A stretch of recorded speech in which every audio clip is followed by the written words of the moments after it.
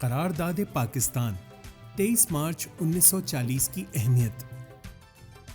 بچوں، 23 مارچ ایک خاص اہمیت کا حامل دن ہے۔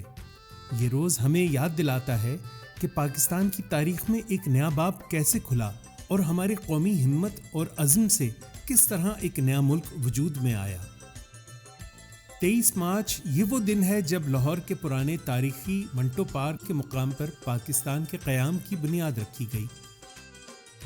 23 مارچ 1940 کو لاہور کے منٹو پارک میں، جہاں آج مینار پاکستان ہے، ایک تاریخی اجلاس منعقد ہوا جہاں مسلمانوں نے اپنے حقوق کی حفاظت کے لیے مشترکہ اقدار پر ایک اہم قرارداد منظور کی، جس میں کہا گیا تھا کہ ہندوستان میں مسلمان آزادی اور الگ وطن چاہتے ہیں کیونکہ ہندوستان میں ان پہ ظلم کیا جاتا ہے۔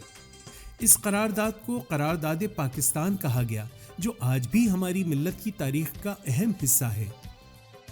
اس قرارداد کے ذریعے مسلمانوں نے اپنے وطن کی بنیاد رکھی اور ایک نئے ملک کی تشکیل کا سفر شروع کیا۔ 1940 کی قرارداد پاکستان باضابطہ طور پہ 22 سے 24 مارچ 1940 کو لاہور میں آل انڈیا مسلم لیگ کے سالانہ اجلاس میں ممتاز رہنما AK فضل الحق نے پیش کی، جنہیں شیر بنگال بھی کہا جاتا ہے۔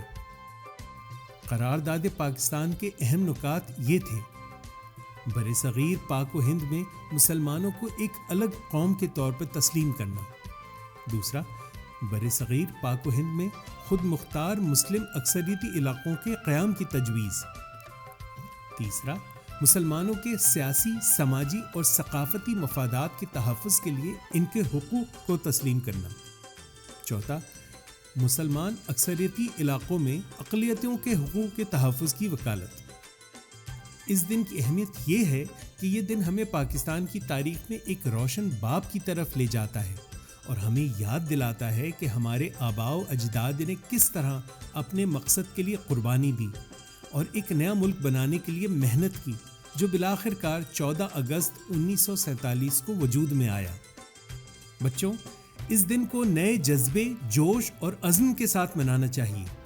ہمیں پاکستان کے قیام کی قدر کرنی چاہیے اور اپنے ملک کی ترقی اور پیش رفت کے لیے محنت کرنی چاہیے۔